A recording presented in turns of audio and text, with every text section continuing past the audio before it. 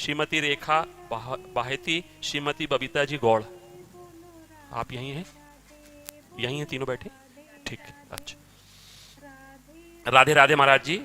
महाराज जी, जो भगवान का नाम नहीं लेते फिर भी अच्छे से रहते हैं, और जो भगवान का नाम लेते हैं परेशानी में रहते हैं, क्या फर्क है?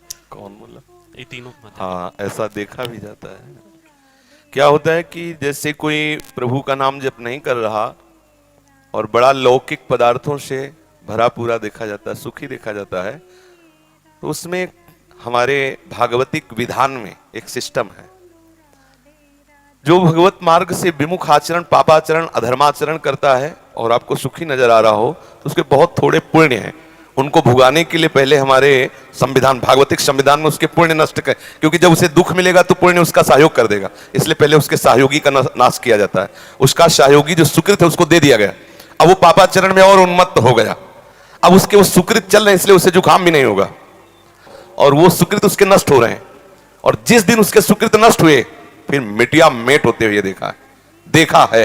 शास्त्रों का विधान तो है ही, हमने देखा है। एक ठाकुर रामबली सिंह जमींदार आसपास बंदूक लेके चलते, ऐसा बच्चापन में उनको देखा हमने।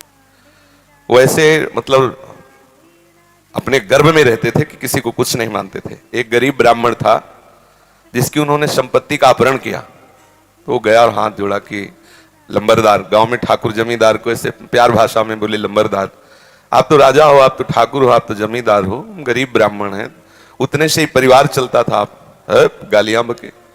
उन्होंने पैर छुआ ब्राह्मण ने ऐसे और रो दिया और वापस आ गया। जानते हो, आज उनके कुल में कोई पानी देने वाला नहीं।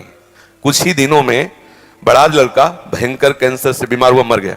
दूसरा दिमाग खराब हो गया, तीसरे की टांग टूट गई, चौथा लेबरी करके उनको जो खवाने वाला था पीलिया हो गई। और आप अफीम के इतने नशेबाज बन गए कि धीरे धीरे सब, जहां उनके आगे पीछे बंदूक लेके चलते थे वहां मक्खी उड़ाने वाला कोई नहीं रहा, और एक पशु की तरह मरे जब कोई फेंकने वाला नहीं, ऐसी स्थिति।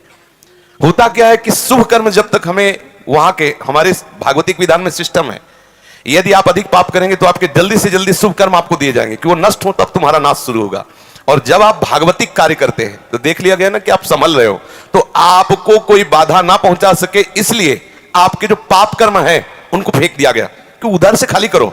जो उसके शत्रु पक्ष के पाप कर्म जमा है उसको नष्ट करने के लिए उनको भेजो, क्योंकि इस समय धर्म निष्ठा में ये पचा जाएगा। तो उसके पाप कर्म आते हैं और धर्म में प्रबल होकर के उन पाप कर्मों को भोगता है, धर्मात्मा बन के चलता है। जिस दिन उसके पाप नष्ट हुए वो सुकृत और ये वर्तमान के सुकृत मिल गए, उस दिन जय हो जाती, उसकी कोई पराजय सजयती, त्रिभुवन में उसकी जय जयकार हो जाती है, और उस पापात्मा का ऐसा नाश होता है, कोई पानी देने वाला नहीं मिलता। ऐसा नहीं है कि पापी पुरुष मौज से है और धर्मात्मा कष्ट से है, उसके रहस्य को नहीं जानती, इसलिए तुम्हें ऐसा लगता है। समझ पा रही हो जी?